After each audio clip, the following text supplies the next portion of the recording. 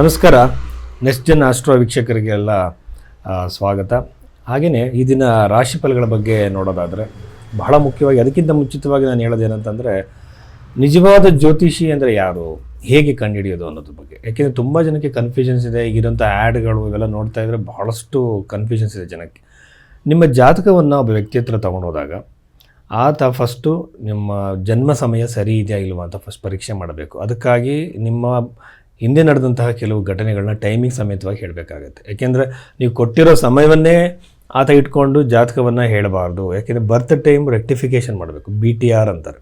ಇದ್ರ ಪ್ರಕಾರ ಜನ್ಮ ಸಮಯವನ್ನು ಲಗ್ನವನ್ನು ಕಂಡಿಡಿದ ನಂತರ ನಿಮ್ಮ ಭವಿಷ್ಯವನ್ನು ಹೇಳೋಕ್ಕೆ ಸ್ಟಾರ್ಟ್ ಮಾಡಿದ್ಮೇಲೆ ಅನಂತರದಲ್ಲಿ ದಶೆಗಳನ್ನು 2-3 ದಶೆಗಳನ್ನು ಅಪ್ಲೈ ಮಾಡಿ ಅದರ ನಂತರದಲ್ಲಿ ಪ್ರಶ್ನೆಶಾಸ್ತ್ರ ಆಗಿರ್ಬೋದು, ದಶೆಗಳಾಗಿರ್ಬೋದು, ಮತ್ತು ಚರದಶೆ, ಆಮೇಲೆ ಮಾಂಡುಕ ದಶೆ, ಆಮೇಲೆ ಯೋಗಿನಿ ದಶೆಗಳಂತೆಲ್ಲ ಇದೆ. ಕೇವಲ ವಿಂಶೋತ್ತರ ದಶೆ ಮಾತ್ರ ಅಲ್ಲ, ಬಹಳಷ್ಟು ದಶೆಗಳಿದೆ, 40ಕ್ಕೂ ಮೇಲ್ಪಟ್ಟಿದೆ.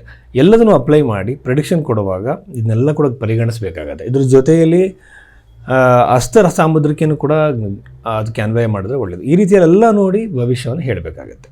ಆದರೆ ಇಲ್ಲಿ ಸಮಸ್ಯೆ ಏನಾಗುತ್ತೆ ಅಂತಂದರೆ ಪರಿಹಾರಗಳನ್ನು ಹೇಳುವಾಗ ಗ್ರಂಥಗಳಲ್ಲಿರುವಂಥ ಪರಿಹಾರಗಳನ್ನೇ ಹೇಳಬೇಕು. ಅದು ಬಿಟ್ಟು ನಮಗೆ ಯಾವುದೋ ಕಾಸ್ಟ್ಲಿ ಜೆಮ್ ಸ್ಟೋನು ಅಥವಾ ನ್ಯೂಮರಾಲಜಿ ಪ್ರಕಾರ ಹೇಳುವಂಥದ್ದು ಇದೆಲ್ಲ ಕೂಡ ಯಾವುದು ನಂಬೋಕೆ ಹೋಗಬೇಡಿ. ಆಮೇಲೆ ನ್ಯೂಮರಾಲಜಿ ಇದನ್ನೆಲ್ಲ ಹೇಳೋರು ಇನ್ನೊಂದು ವಿಷಯ ಏನಂತಂದರೆ ಒಂದೇ ದಿನದಲ್ಲಿ ಭಾಳಷ್ಟು ಜನ ಹುಟ್ಟಿರ್ತಾರೆ, ಅವ್ರ ಭವಿಷ್ಯ ಒಂದೇ ಥರ ಇರಲ್ಲ. ಇನ್ನೊಂದು ವಿಚಾರ ಏನಂತಂದರೆ ಒಂದೇ ತಾಯಿಯ ಹೊಟ್ಟೆಲಿ ಹುಟ್ಟಿದಂತಹ ಅವಳಿ ಜವಳಿ ಮಕ್ಕಳ ಜನ್ಮ ಸಮಯದಲ್ಲಿ ಕೇವಲ 1-2 ನಿಮಿಷ ಡಿಫ್ರೆನ್ಸ್ ಇರುತ್ತೆ. ಇದನ್ನು ನೋಡೋಕ್ಕೆ ಯಾವ ಪದ್ಧತಿನ ಅನುಸರಿಸಿದ್ದಾರೆ ಜ್ಯೋತಿಷರು ಅದನ್ನೆಲ್ಲ ನೋಡಬೇಕು. ಸುಮ್ಮನೆ ನಾವು ರಾಶಿ ಮೇಲೆ ನೀವು ಕೊಟ್ಟಿರೋ ಜನ್ಮ ಸಮಯದ ಮೇಲೆ ಯಾರು ಕೂಡ ಭವಿಷ್ಯವನ್ನು ಹೇಳಬಾರ್ದು. ಒಳ್ಳೆಯ ಜ್ಯೋತಿಷಿ ಅದನ್ನ ಯಾವುದು ಕೂಡ ಮಾಡಲ್ಲ. ಸೊ ಈ ಬಗೆಯಲ್ಲಿ ಜಾತಕವನ್ನು ನೋಡುವಂಥವ್ರ ಹತ್ರ ನಿಮ್ಮ ಜಾತಕಗಳನ್ನು ತೋರಿಸಿ ಯಾವುದೇ ಕಾರಣಕ್ಕೂ ಕೂಡ ಕನ್ಫ್ಯೂಷನ್ನ ಇಟ್ಕೋಬೇಡಿ.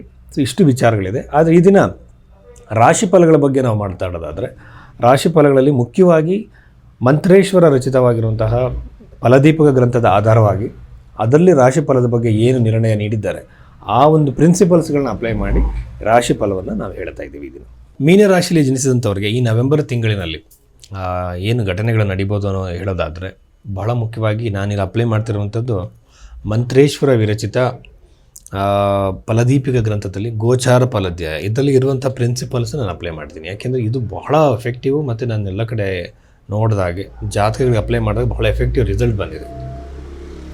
ಆ ಬಗ್ಗೆ ನಾವು ನೋಡಿದಾಗ ಮೀನರಾಶಿಯಲ್ಲಿ ಗೋಚಾರದಲ್ಲಿ ಅಂದರೆ ರಾಶಿಯಲ್ಲಿ ಶನಿಗ್ರಹ ಇರುವಂಥದ್ದು ಅಷ್ಟು ಒಳ್ಳೆಯದಲ್ಲ. ಇದೊಂದು ವಿವಾಹವನ್ನು ವಿಳಂಬ ಮಾಡುತ್ತೆ, ಮದುವೆಯನ್ನು ತಡೆ ಮಾಡುತ್ತೆ, ವೈವಾಹಿಕ ಜೀವನದಲ್ಲಿ ಸಮಸ್ಯೆಗಳು ಖಂಡಿತವಾಗಲೂ ಉದ್ಭವ ಆಗುತ್ತೆ.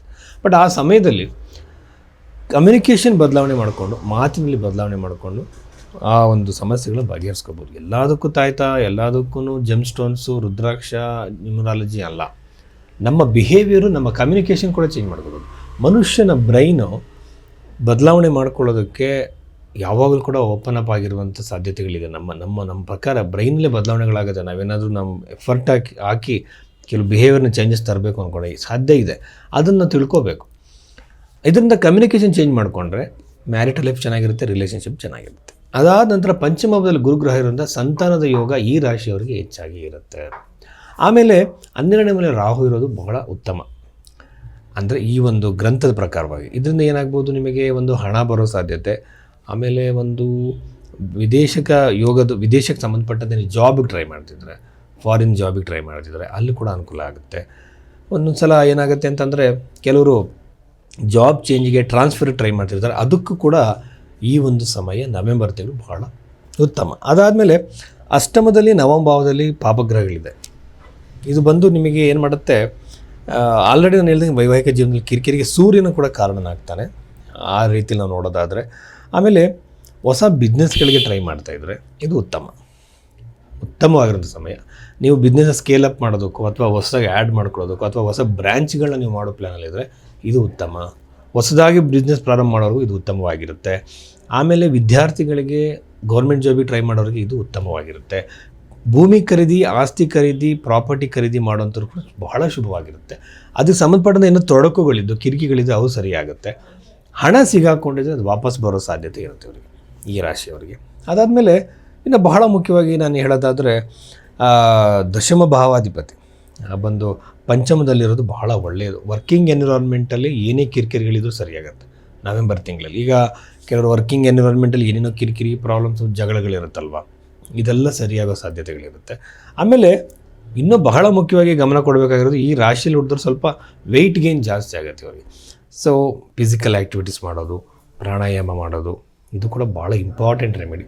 ನಮ್ಮಲ್ಲಿ ನಾವು ಪ್ರಾಣಾಯಾಮನ ಬಿಡ್ತಿರ್ತೀವಿ, ಪ್ರಾಣಾಯಾಮನ ಪ್ರಾಕ್ಟೀಸ್ ಮಾಡಲೇಬೇಕು. ಹಾಗಾಗಿ ಜಾತಕದ ವಿಶ್ಲೇಷಣೆ ಅಂತ ಬಂದಾಗ ಇದನ್ನು ತುಂಬ ಸೈಂಟಿಫಿಕ್ ವೇಯಲ್ಲಿ ಮಾಡಬೇಕಾಗತ್ತೆ. ಫಸ್ಟು ನಾವು ಜಾತಕದಲ್ಲಿರುವಂಥ ಅವ್ರ ಸಮಯವನ್ನು ಸರಿ ಮಾಡಬೇಕು, ಲಗ್ನವನ್ನು ಕಂಡುಹಿಡಿಯಬೇಕು, ಆನಂತರದಲ್ಲಿ ಪ್ರಶ್ನೆ ಕುಂಡಲಿ, ಆನಂತರ 2-3 ದಶೆಗಳು, ಯೋಗಿನಿ ದಶೆ, ಚರದಶೆ, ಆಮೇಲೆ ವಿಂಶೋತ್ತರ ದಶೆಯಲ್ಲಿ ಅವ್ರಿಗೆ ಕಂಡೀಷನಲ್ ದಶೆ ಅಂತ ಬರುತ್ತೆ, ಅದ್ರಲ್ಲಿ ಯಾವ ದಶೆ ಅಪ್ಲೈ ಆಗುತ್ತೋ ಅದನ್ನು ಮಾಡಿ ಪ್ರಶ್ನೆ ಕುಂಡಲಿನಾಗಿ ಒಂದು ಕರೆಕ್ಟಾಗಿ ಆ ಒಂದು ಘಟನೆಗೆ, ಈಗ ಜಾಬ್ ಅಂತಂದರೆ ಆ ದಶಮ ಭಾವವನ್ನು ಸರಿಯಾಗಿ ದಶಾಂಶವನ್ನು ಕೂಡ ನೋಡಿ ಒಂದು ಪ್ರಿಡಿಕ್ಷನ್ನ ಕೊಡಬೇಕು. ಇದು ಯಾವುದೂ ಮಾಡ್ದಾಲೆ ಸುಮ್ಮನೆ ಜನರಲ್ ಆಗಿ ನಾನೊಂದು ರಾಶಿ ನೋಡಿ ಅದನ್ನು ಹೇಳಬಾರ್ದು, ಅದು ತಪ್ಪಾಗುತ್ತೆ. ಅದು ಒಬ್ಬ ಒಳ್ಳೆಯ ಜ್ಯೋತಿಷ್ಯ ಲಕ್ಷಣ ಅಲ್ಲ. ಈ ರೀತಿಯಲ್ಲಿ ಜಾತಕದ ವಿಶ್ಲೇಷಣೆ ಮಾಡಿದಾಗ ನಿಮಗೂ ಒಂದು ಗೈಡೆನ್ಸ್ ಸಿಗುತ್ತೆ, ಪ್ಲಸ್ ಪ್ರೆಡಿಕ್ಷನ್ಸು ನಿಜ ಆಗುತ್ತೆ, ಅದಾದಮೇಲೆ ಜ್ಯೋತಿಷ್ಯದ ಮೇಲೆ ನಂಬಿಕೆ ಹೆಚ್ಚಾಗುತ್ತೆ. ಸೊ ಆ ಬಗ್ಗೆ ನಾವು ನೋಡಿದಾಗ numerology, tarot card, gem stones, ರುದ್ರಾಕ್ಷಿಗಳು ಯಾವುದನ್ನು ಫಾಲೋ ಮಾಡಬೇಡಿ. ಮ್ಯಾಜಿಕಲ್ ರೆಮಿಡಿ ಅಂತ ಯಾವುದೂ ಇರಲ್ಲ. ಯಾವ ಸಮಸ್ಯೆ ಒಂದಿನಲ್ಲಿ ಬಗೆಹರಿಸೋಕ್ಕಾಗಲ್ಲ, ಎಲ್ಲದಕ್ಕೂ ಪರಿಹಾರಗಳು ಇಲ್ಲ, ಒಪ್ಕೊಳ್ಳಬೇಕಾಗತ್ತೆ. ಸೊ ಇದನ್ನು ಸತ್ಯವನ್ನು ತಿಳ್ಕೊಳ್ಳೋದಕ್ಕೆ ಜ್ಯೋತಿಷ್ಯ ಇರುವಂಥದ್ದು. ಆ ಬಗೆಯಲ್ಲಿ ಸತ್ಯವನ್ನು ತಿಳ್ಕೊಳ್ಳಿ, ಆಗುತ್ತಾ ಇಲ್ಲೋ ತಿಳ್ಕೊಂಬಿಡಿ. ಆಗಲೇಬೇಕು ಅಂತ ಪ್ರಯತ್ನಕ್ಕೆ ಯಾವುದೇ ಅವಕಾಶಗಳಿಲ್ಲ. ಯಾಕೆಂದರೆ ಭಗವದ್ಗೀತೆಯಲ್ಲಿ ಕೃಷ್ಣ ಯಾವುದೂ ಕೂಡ ಪರಿಹಾರಗಳನ್ನು ನಿಮಗೆ ಹೇಳಿಲ್ಲ, ಅಲ್ಲಿರುವಂಥದ್ದು ವಿಧಾನವೇ ಬೇರೆ. ಸೊ ಹಾಗಾಗಿ ಈ ರೀತಿಯ ಜಾತಕವನ್ನು ವಿಶ್ಲೇಷಣೆ ಮಾಡಿಸೋದಕ್ಕೆ ಭೈರವಿ ಆಸ್ಟ್ರೋ ನನ್ನನ್ನು ಕಾಂಟ್ಯಾಕ್ಟ್ ಮಾಡ್ಬೋದು. ನಿಮಗಲ್ಲಿ ನನ್ನ ಸಂಖ್ಯೆ ಇದೆ, ಅದಕ್ಕೆ ನೀವು ಕರೆ ಮಾಡಿ ಕನ್ಸಲ್ಟೇಷನ್ ತೊಗೋಬೋದು.